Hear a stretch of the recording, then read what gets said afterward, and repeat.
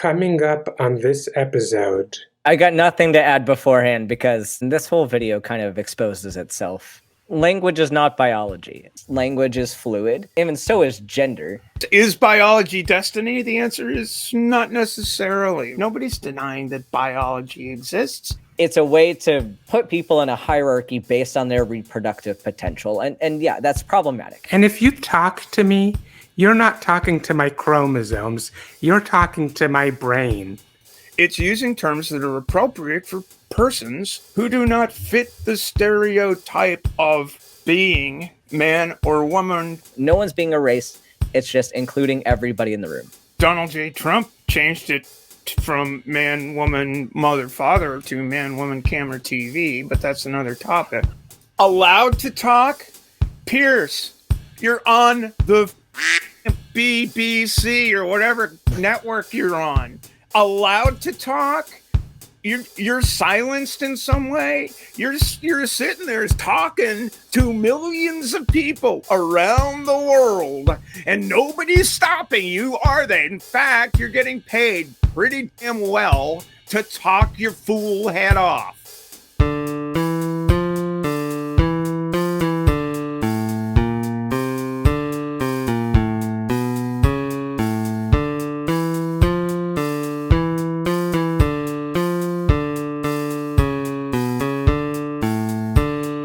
Hello, Internet. This is Red Angel Sophia here with another installment of Tearing Down Terrible Videos Together, where each time I bring in one or more guests, and together we take a video from somewhere in the Internet with a terrible message in it, and together we critique it and expose what is so wrong in the message. And today I have two guests with me. The first of my guests is Stephanie. Hi. Hey, Stephanie. Hi, Sophia. How are you? Very well. Tell us about yourself. Oh, all about me. Well, I'm an ancient mariner. I'm a sailor, sailmaker, and live in Maine. Casco Bay behind me here. I'm loud and crotchety. I make good trouble here and there, I hope. I'm a trans woman, transitioned 25 years ago, and it's gotten better every year so far, touch wood. I have a YouTube channel as well that I, again, try to make good trouble from time to time. And I pop up here and there in other places on the interwebs. And do give me a link to your YouTube channel so that Sure. I can add it to the YouTube video description area of this video. Cool. Will do. And our second guest today needs no introduction, but we're going to introduce him anyway. Welcome, student Dr. Ben. Hello, how are you? Hello, how are you doing? Doing all right. Excited to be here today. So tell us about yourself. Yeah, so I'm student Dr. Ben.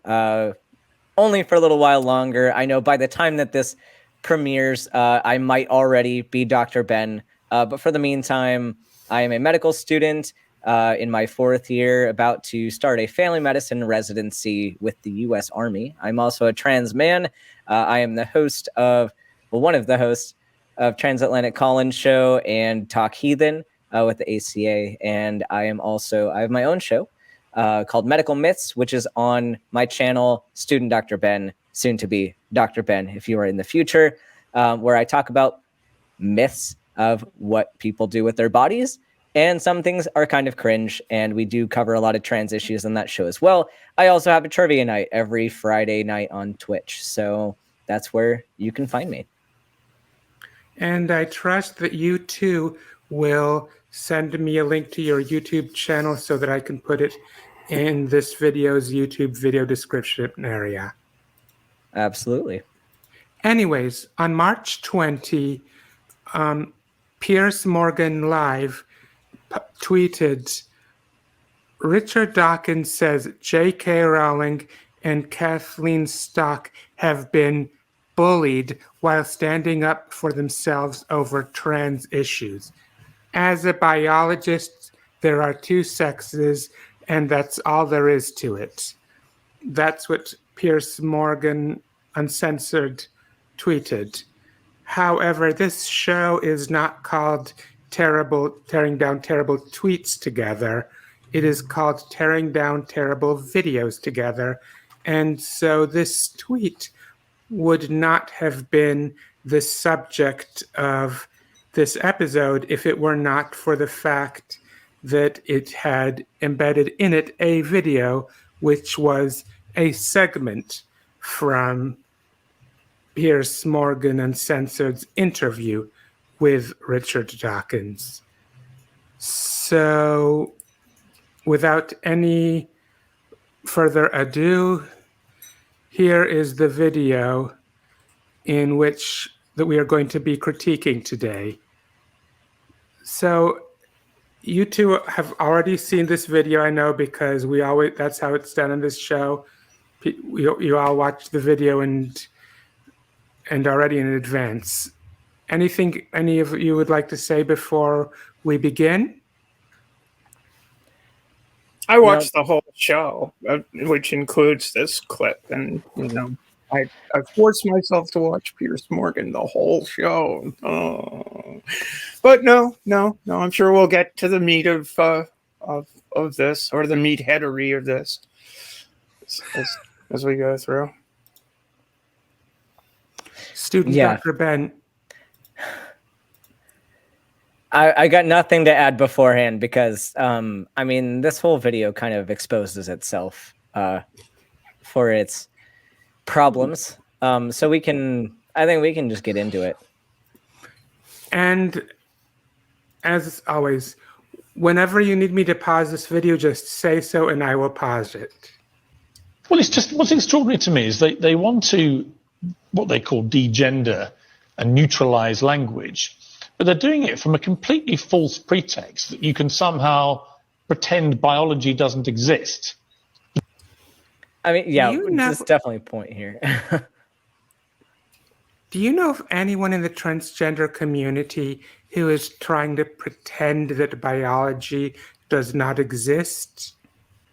Language is not biology. This is a poor comparison and saying that the language we use is determined by biology, because we know that that's false. Language is fluid. And even so is gender.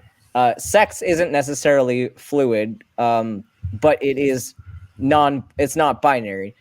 But yeah, the whole idea that language conforms to a set biological set of criteria is flawed for a lot of reasons. The saying used to be, is biology destiny? The answer is not necessarily, right? I mean, it, as Ben so brilliantly points out, the term itself is part of language. Nobody's denying that biology exists. I breathe. I drink. I do biology when I wake up in the morning and when I go to sleep at night. Who the hell is pretending biology doesn't exist? How we talk about biology, how we talk about biological processes, what biology contributes to an individual being's life, that's a completely different subject. But the snarky way that Piers is going at, well, they just pretend biology doesn't exist. It's just garbage. Just garbage. Right, and this whole thing here with the headline, the scientists suggest scrapping using man, woman, mother, and father is suggesting that trans people want to eliminate components of language, which is not at all true. The truth is, when we're talking about gender, whether we like it or not, everybody has to interact with society in terms of gender. That is how society is built. And granted, those reasons throughout history are not the best, in that it's a way to put people in a hierarchy based on their reproductive potential. And yeah, that's problematic. And gender abolition aside, because that's a whole separate conversation, but the terms man, woman, mother, and father imply a societal role for these people. It's not dictating their biology. It's not dictating how they reproduce, if they reproduce at all, what anatomy they have in their pants. None of that's relevant here. These terms are used to how do these people interact with society and within the confines of doing gender. Because, yeah, you can have a gender identity, but sociologists tend to say we do gender because that's how we interact with the world. And no one's taking away these words. We're just expanding these categories to include more than just people with certain anatomy. Yeah, and if you talk to me, you're not talking to my chromosomes. You're talking to my brain, not my chromosomes, my brain. Well, you know, I think Donald J. Trump obviously changed it from man, woman, mother, father to man, woman, camera, TV, but that's another topic. This is so misleading because the context under which replacing the term mother with birthing parent, for example, father with impregnating parent, whatever. The context is important. It's not scrapping that's being done here in this context at all. It's using terms that are appropriate for persons who do not fit the stereotype of being man or woman, don't feel that way, or they don't feel that way in terms of their gender identity. So it's a matter of courtesy in mostly in clinical settings that in the case of parenthood accurately describes the person who is the parent. Right, because we're making general terms.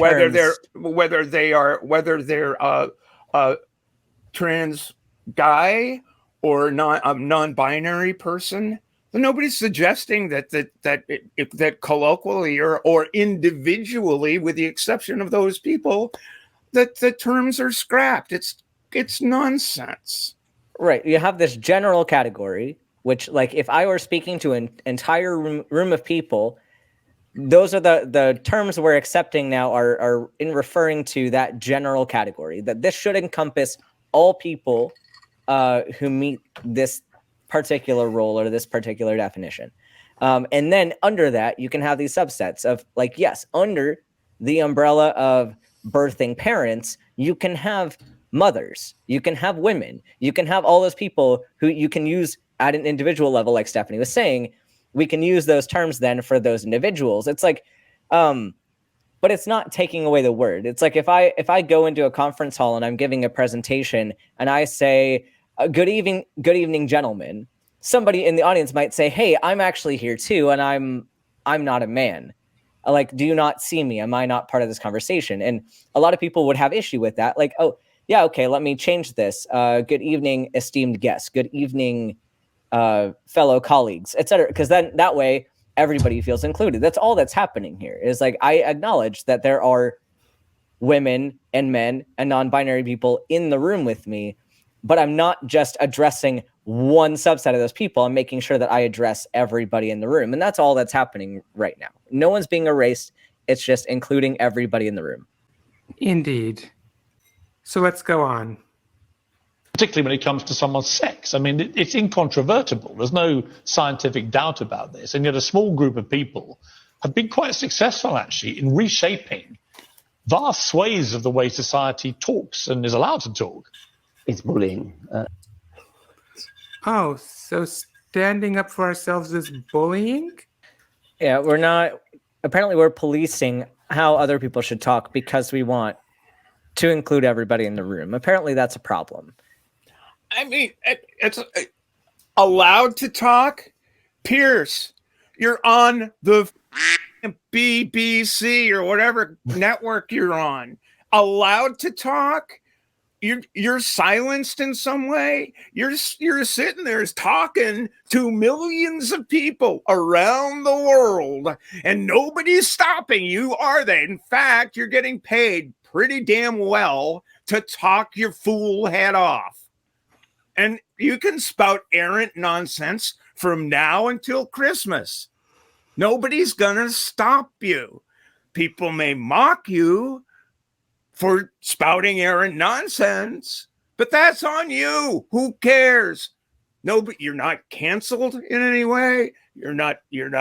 You may be in certain quarters derided for the nonsense you talk, but oh, poor you, poor Richard Dawkins. Poor Richard Dawkins. Persecuted. We're so persecuted. We're, you might even think we're almost like trans people. Off, people. Jesus Christ. Sorry. Yeah, it makes me wonder. Got a little histrionic there. It makes me wonder, has he ever experienced actual bullying? If he thinks this is bullying, he doesn't sound like he knows what the real thing is like. Oh, probably not. Probably not. And we've seen the way J.K. Rowling has been bullied, Kathleen Stockton. Yeah? Yeah, you are not free from social consequences of your actions. If you harass a minority group of people, yeah, you have every right to say those things that you did, but you're not immune from being called out on it. And the other people have every right to call you out on it. You're not being persecuted because you were called out on your bullshit. That's a consequence you're willing to accept when you speak in a public space as a public figure. I'm sorry, but that's the way it is. Yeah, Amen. I mean, the criticism, it's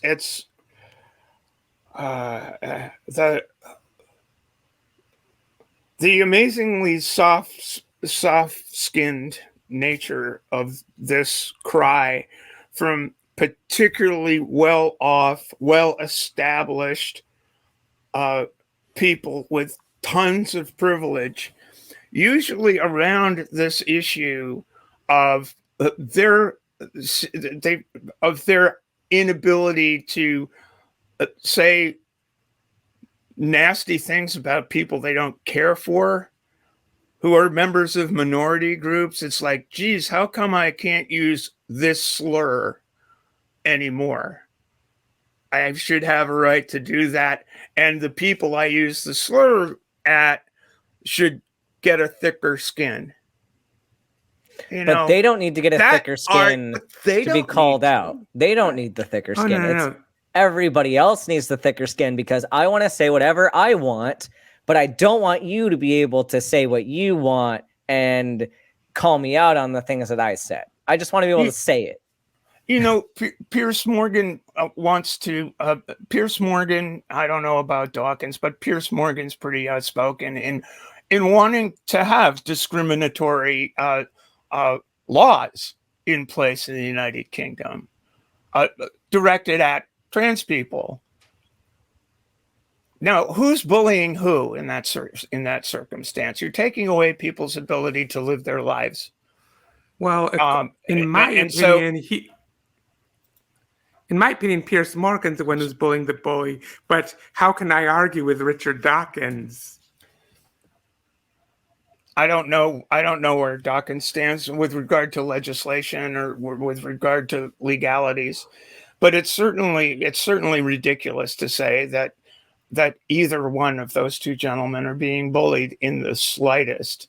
They may not like they may not like the pushback they get. They may mock the people that do give the pushback, but their platforms aren't going away. Their ability to talk isn't going away. But their disgust about their inability to spout or to speak in derogatory terms towards people they don't care for is the thing that really seems to grind their gears, which is bizarre. It is bizarre. So anyways, I guess I'll go on. Has been bullied. They've stood up to it, but it's very upsetting the way this tiny minority of people has managed to capture the discourse and to really talk arrant nonsense. We've captured the discourse because we're living rent-free in your heads, because you literally just won't let us live our lives. Like, none of us want to talk about it. I don't care about talking about it in public. I don't want to have to come out to people. I just want to exist. Like, Yeah. This fact that we've captured the discourse, like, that's all on you all that are making this the forefront of the discourse. Indeed. I lived quite happily for years and years and years, you know. So you could turn the clock back to 2015. I wouldn't be doing any of this shit. I'd be just going sailing, and and running sailboat races for all the cis people out there. Just could care less. It's you idiots that have made my life a fucking living hell over the course of since 2018. Yo. Wouldn't it be great if I could just make atheist videos and not have to talk about trans issues? Right. No, it's the same. Like, I'd rather talk about medicine than trans issues any day. I think we're all in agreement. And while I don't want to speak for people who aren't here, I think I have heard that sentiment echoed by other people on YouTube. Like, if you watch Jessie Gender, how many of you are familiar with Jessie Gender? Of course. Oh yeah, sure. I think she'd rather talk just about Star Trek, but she also is in a position of being forced to discuss transgender issues, because these issues are just not going away, and these guys won't stop their attacks. What's the answer to it? Science. I mean, there are two sexes. Whoa. What is student Dr. Ben? What is your take on this comment that there are two sexes? I am in the camp that it is bimodal. It is not binary. And kind of, if you confront these people on what is biological sex, they will move the goalposts anywhere and everywhere so that they do not have to actually adhere to a certain definition. Because you'll ask them, like, okay, so you think that sex is binary. What constitutes sex? And kind of one of the most predominant arguments is that it's based on gametes, which you ask them, you'll say, okay, but what about people that cannot produce gametes? Then what are they? They don't fit into either your large gamete or small gamete category. And they'd say, well, but it's based on your potential to produce gametes. So just making the assumption that these people could ever make gametes, even though we don't know what gametes they would make if they could, because that's a hypothetical situation. And they just go to this, it basically becomes a gendered soul argument of like, well, yeah, you were just pre-programmed to have these gametes, therefore you are M or F. It's like, that's very reductionist of you to say that, because my opinion, and I think this is the consensus of many scientists, is that these sex characteristics, which GCs will say, those are just characteristics. It's not what defines your sex, but it's multifactorial. So there's not one factor that makes you more of a man or a woman than any other factor. They all interplay, and these are anatomy, both internal and external. So phenotypic sex, gametes is part of your kind of phenotypic sex because those are a result of your genetics following through the entire pathway all the way, assuming that nothing crosses over to a different pathway during that time. So you have your genotypic sex, which is just your chromosomes. You have hormonal sex, which is, of course, the hormones that you have if you're estrogen or testosterone dominant, which is even an oversimplification because cis women have more testosterone than they do estrogen. So it's more of the ratio there of estrogen to testosterone levels. But all of these factors play into what someone's sex is. And so I don't think you can pin down any one of them being like the key thing. And GCs will argue, well, but this thing is the one key thing that will make you in one of these two categories. And like, but we don't see that. We don't see that being realistic, seeing the overlap in all of these categories where you can have female hormones, you can have male genetics, you can have even both of any of these categories.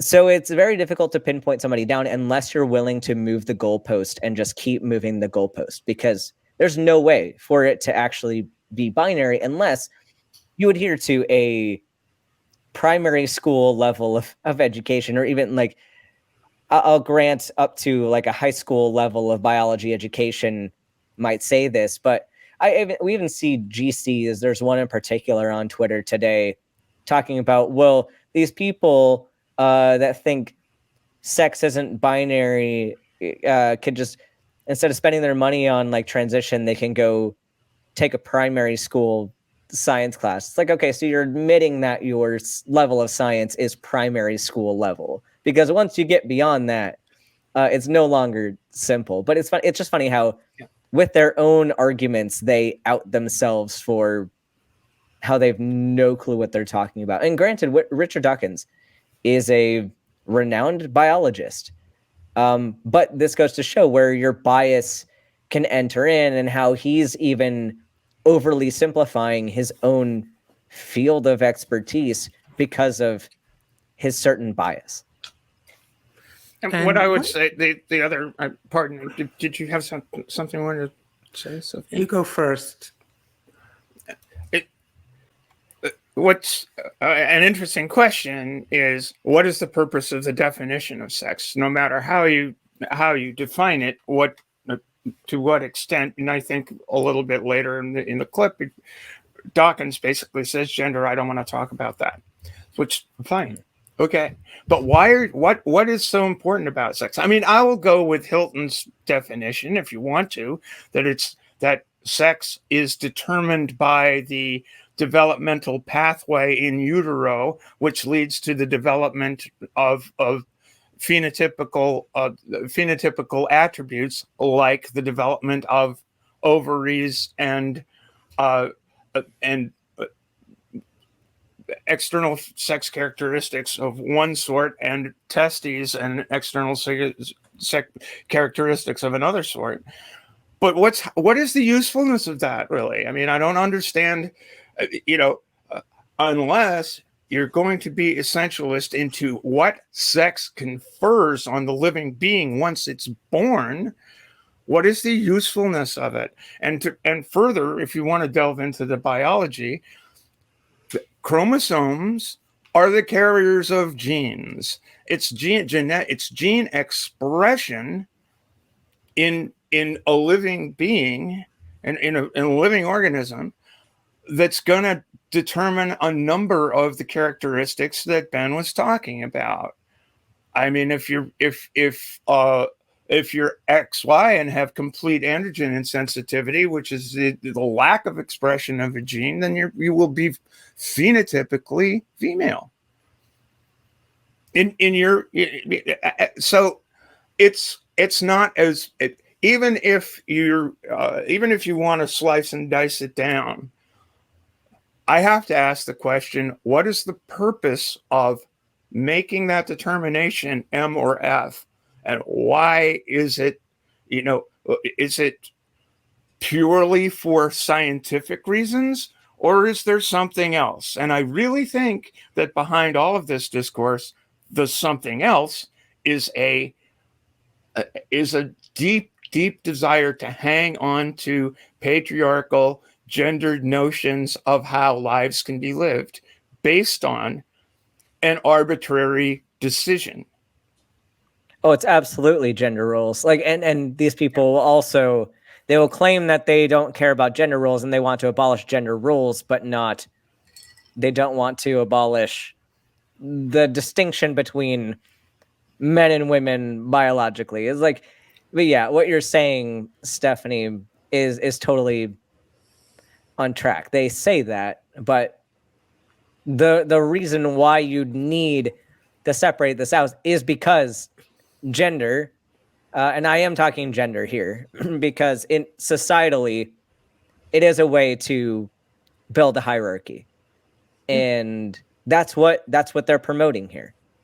And when you equate sex and gender, as they're doing here, and you use these ways to keep people in that category, you keep them in their position in the hierarchy to where they cannot move up or down in the hierarchy.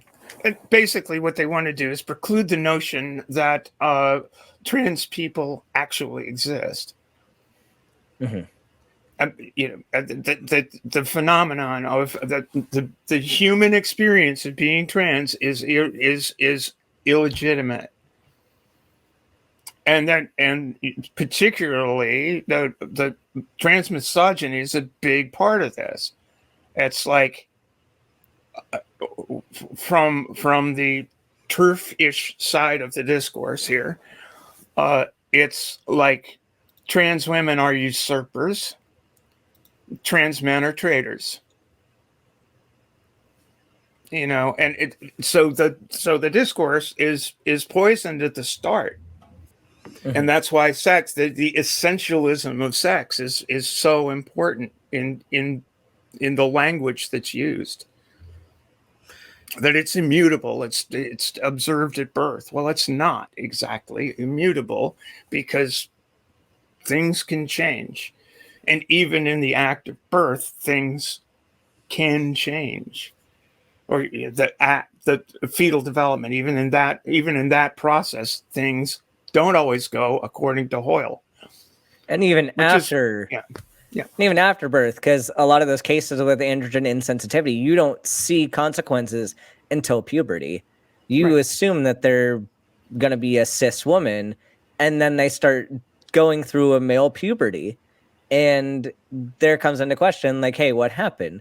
Like, no, this was already in their biology. And if we're going to quote biology as being the arbiter of who you are, then it can change for some people. There, by that criteria, you would be in a different sex category later on in your adolescence than in your early development. So, which presents very, very complicated issues for the individual involved. And the serious problem I see with these guys, so this line of argumentation, is it fails to, it almost 100% of the time fails to take into consideration the individual experience that an individual human being is living through in their own lives. I mean, it's an insistence on broad categories, which rigid thinking, really. One more thing is regarding these people who insist that what determines your sex is your gametes, what gametes you produce.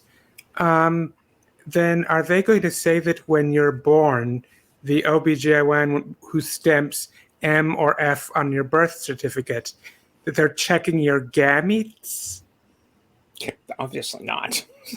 I mean, yeah, is there any But this also So there's no disqualifies postmenopausal cis women no longer get to be cis women. Also, you're like, there's all of that complication of when your gametes are actually fully ready to use. So it's like, okay, like where are the lines now? You're eliminating a bunch of the living population of people that no longer fit your criteria. But it apparently doesn't matter because it's just your, it's not your gametes, it's your what gametes you would have had. That's what matters, apparently. And I don't know how you'd verify that. So you're saying it's something unfalsifiable? Yep, pretty much. They go to that argument that it's something that's unfalsifiable because you can't say whether or not they were intended to have certain gametes, or well, it was their potential for gametes was, you can't prove any of that. Almost as though their claim is a religion and not science. It's not science for sure. We can talk about gender if you wish, and that's a subjective. I'm not. But when people say there are 100 genders, for example. Yeah, I'm not in. How many genders are there? I don't know. Let me check the trans agenda. Yeah. You thumb through the memo. I got it. It's like, I don't. Yeah, lots.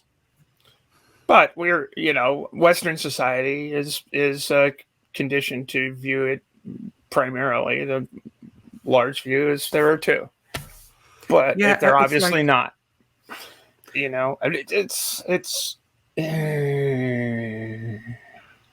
It's like everybody's saying, like, oh, traditionally it's just two genders. One thing is, when it's especially hilarious, or would be hilarious if it weren't so serious in consequence, but it would be so hilarious when people who are of Jewish heritage, like Dennis Prager or Ben Shapiro, say that there's traditionally only two genders, because actually, according to Jewish tradition, there's 6. Yeah, because gender's a social concept. So, I mean, it's all dependent on the society that you're in and how your society chooses to do gender.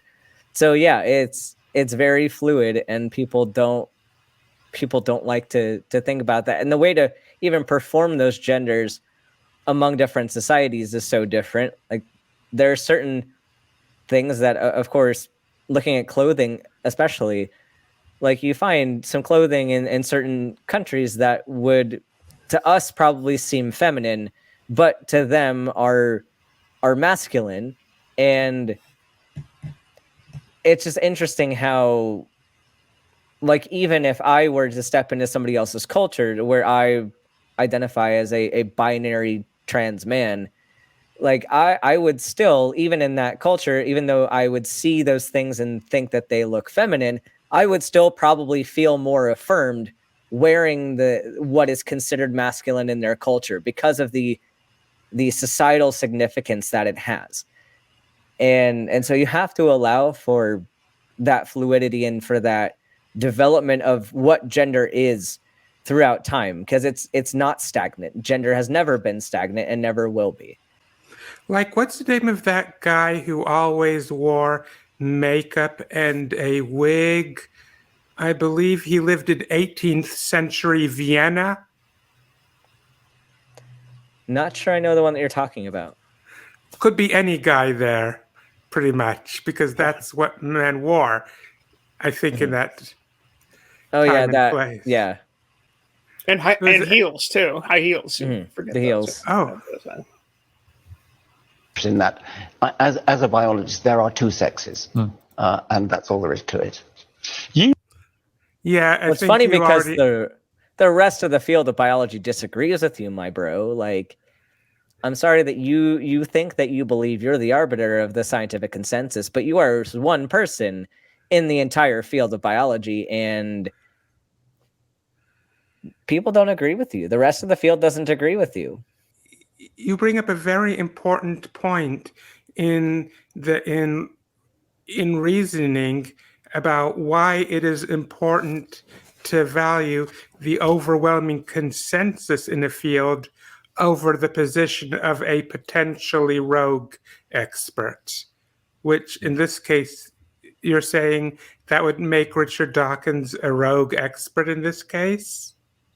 I would say so. I would say so. It's like Dr. Oz coming out and saying things that were anti-COVID vaccine. And it's like, yeah, okay, I get that you're a doctor, but you do understand that the majority of people do not take you seriously. It's like that kind of thing. Like, I'm not going to change my beliefs to what Dr. Oz says just because he's an expert in vascular surgery. I'm going to look at the rest of the field and know that, you know, what he's saying is not lining up with the rest of the experts, and his reasoning for why he doesn't align with the experts is poor. Like, that burden that you have, like, if we're talking about like burden of proof and things, like, if you align with the majority of experts, I think there's less that you have to demonstrate on your own, because that whole consensus has a large body of evidence already. But if you're going to go against the entire consensus, you have a massive burden of proof on your shoulders to have to prove your point. Like, you need an extraordinary amount of evidence for that kind of claim compared to a claim of, I agree with the experts that have all this data. So I think it's fraudulent of people like this who know that, who know what the consensus means and who know how to navigate that field, for them to say that my rogue belief is equal to the consensus and I don't have to provide any additional evidence. I think another thing that's interesting here with the way Dawkins put it, there are two sexes, full stop. That's thought-stopping language. Exactly. That's exactly what he's objecting to when people suggest that perhaps the discussion is broader than he would like to have it. And he's not talking here with a person like my friend Jay Bundy, who's got two doctorates, two doctoral degrees in biology. He's not talking to him. He's talking to Piers Morgan. So he's free to say whatever he wants. He's free to make that assertion.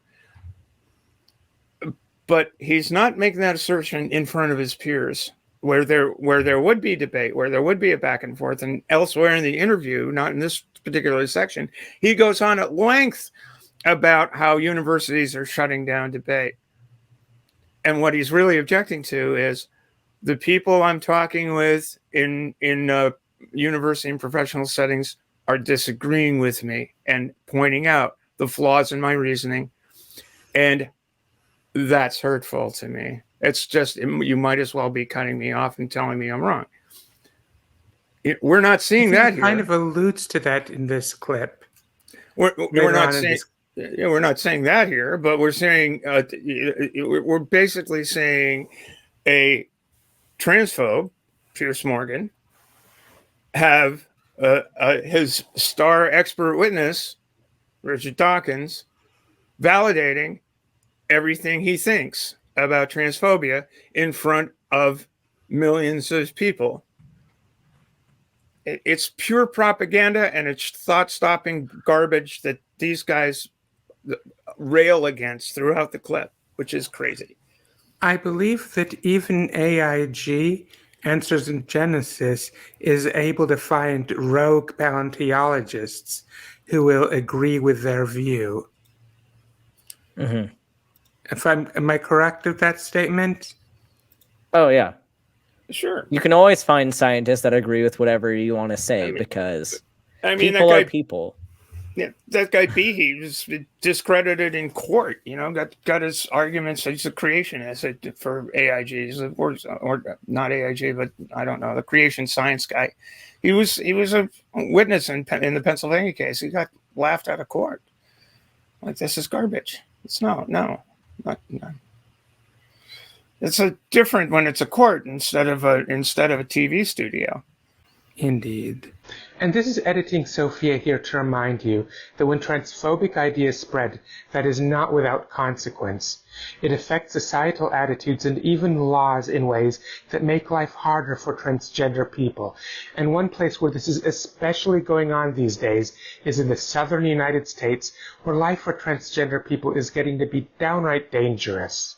I wish that I could help every transgender person trapped in the southern United States to get out, but unfortunately I just do not have the resources. But what I can do is let you know about Alfred, who is one transgender person trapped there, who is trying to get out, and who has set up a GoFundMe page to get together the funds that he needs to get to a safer state. I have the QR code for his GoFundMe on the screen right now, and also have a link to it in the video description area of this YouTube video. I understand if you don't have any money to donate, but if you do have such spare money, please visit Alfred's GoFundMe and donate. You could be saving a life. And if you cannot donate, please share the link. Getting out could very well be a matter of life or death for Alfred. Anyway, back to the show. Very good. You had a Humanist Award stripped in 2021 because of your comments about this kind of thing. You had a tweet in April of that year. In 2015, you tweeted, Rachel Dolezal, a white chapter president in America of the NAACP, was vilified for identifying as black. She was white. Some men choose to identify as women, some women choose to identify as men. You'll be vilified if you deny that they literally are what they identify as. Discuss. And all hell broke loose, and you had... Yeah. Anyone want to take on the false equivalence? It sounds like you do. Yeah, well, I definitely think that is a false equivalence, but I don't know enough about race to articulate why that is so. Well, Dawkins himself articulates why that is so. Because this person is clearly... as in his comments, he goes, well, race is, it's not like sex at all. It's like, yeah. But he literally takes down his own tweet as in what he says next. Mm-hmm. Yeah.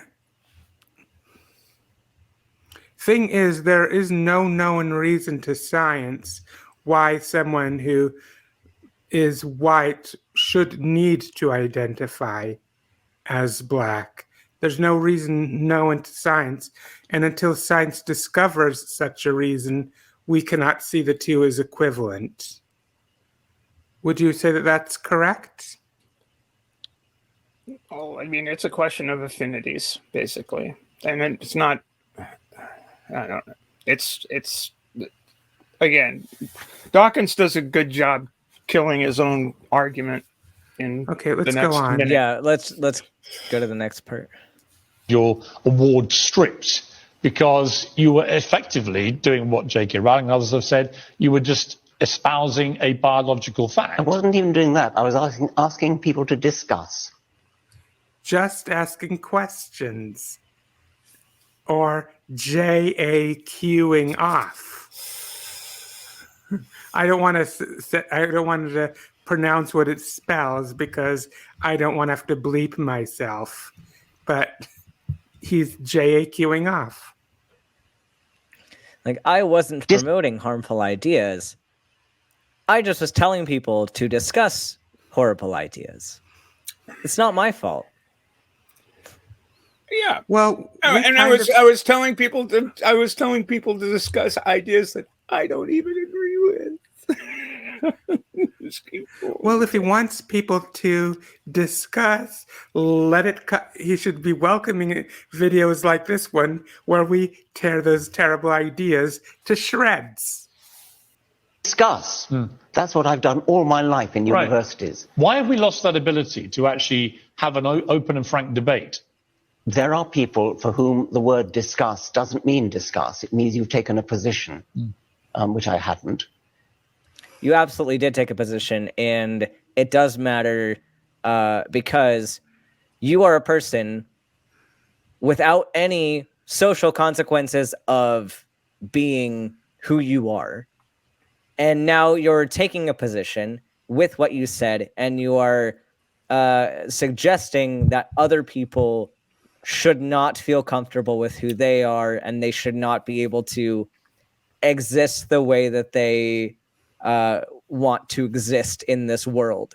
So yeah, you are a person of privilege, essentially asking people to discuss if other people should or should not have basic human rights to exist in society. So yeah, that is why it's not just a discussed question. Human rights are not just a thing to just discuss, and it's okay if you fall on either side. There are consequences if you fall on his side for this. There are consequences if you fall on the opposite side for this. This matters, and this will change how society interacts with each other, and it changes who can live in society and who can engage with society and who can't. That's why it matters. That is it. I couldn't have said it better. I mean, there are consequences. Discuss. Here's the thing: you don't throw up people's human rights for a vote. You don't have legislatures making medical decisions for people. You don't do that. Discuss. That's where I come down. I also wonder what he would say if someone were to tweet, "The diversity of life on Earth did not happen as a result of some random mutation and natural selection, but rather because a very intelligent watchmaker made everything." Discuss. I wonder what Richard Dawkins would think about someone who made a tweet like that. If he'd think that they should have the title of Scientist of the Year. I don't think Richard Dawkins would approve. Yeah, probably not. Anyway, it means you've taken a position, which I hadn't. But anyway, I thought it was a reasonable thing to discuss. This was, on the one hand, I actually wrote a couple of follow-up articles to this. Race is actually a much more fluid concept than sex. In other words, my entire premise was bullshit. When that tweet was, way to go.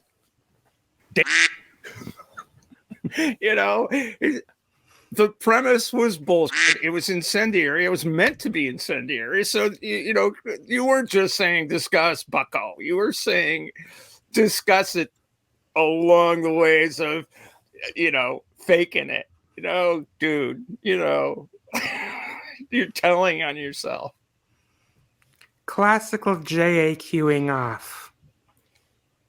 For one thing, many people are of mixed race, so they really can be, Well, I had my DNA done, for example. Yes.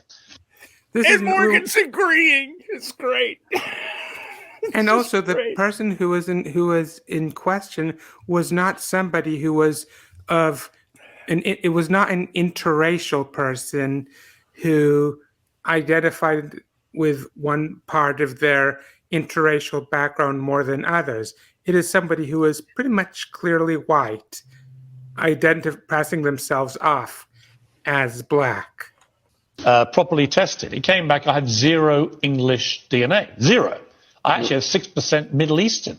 Yes. For example, Yes. right? So that was a shock to me. I had no idea. Yes. A lot of Celt, a lot of Irish and Scottish and Welsh, Yes. but no English whatsoever. Yes. Yeah, so you're Well, claiming to be an English person, and this is a societal thing that you claim, and that you exist in English society.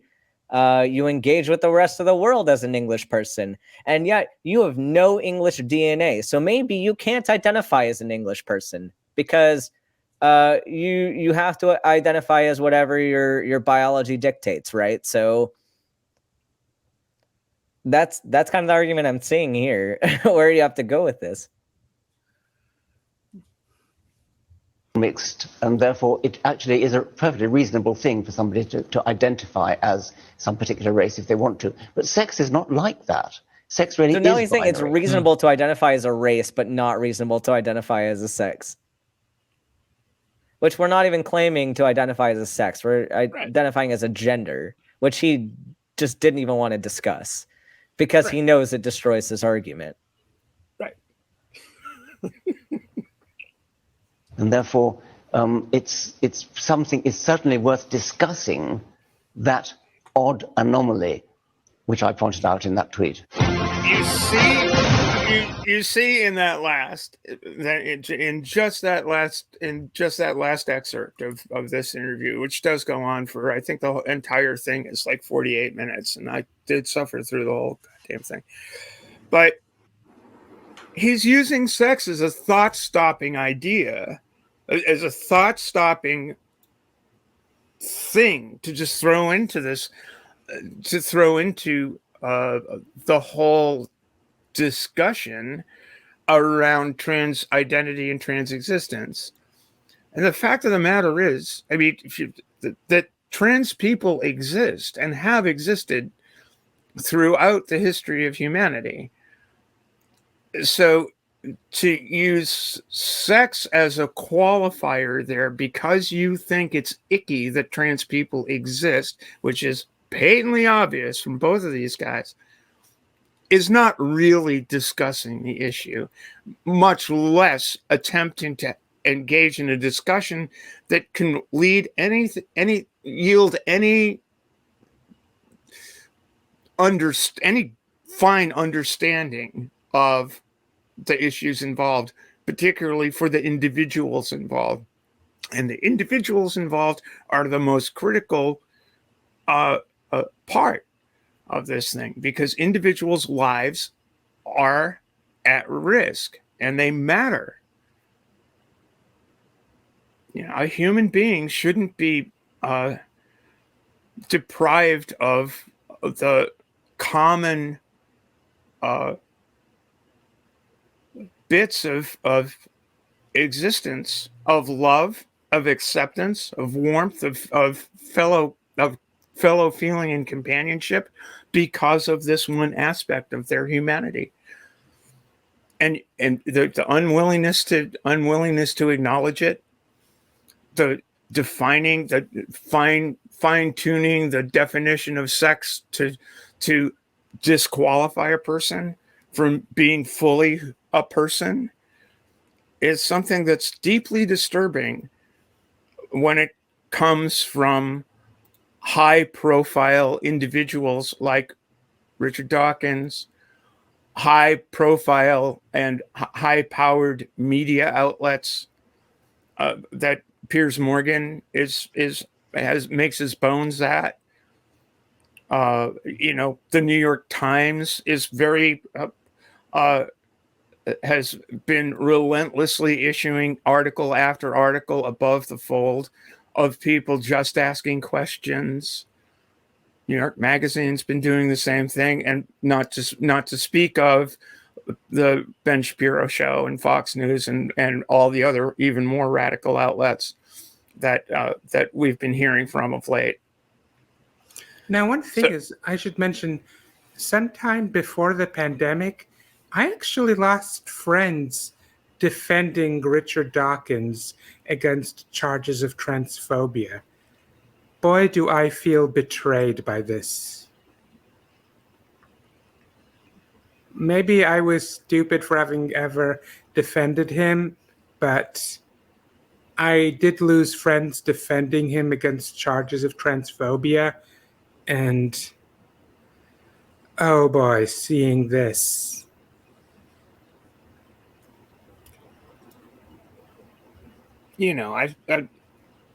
It's too bad. People make the argument that he's indicative of his generation, and he is. I think he's 83, so he's a wee bit older than I am. It's not quite my sister's age when she passed, but but that's not it. My sister loves me, or loved me. It's not a generational thing. This is just this is an attitude that some people carry. I mean, Matt Walsh is what, 30 something or another. Mm-hmm. I don't know what to do with folks like this. And I think Dawkins is just disappointed that people are calling him out on his views. He's taking some level of comfort in having transphobic media personalities go, you were abused. Mm-hmm. But it's too bad, because he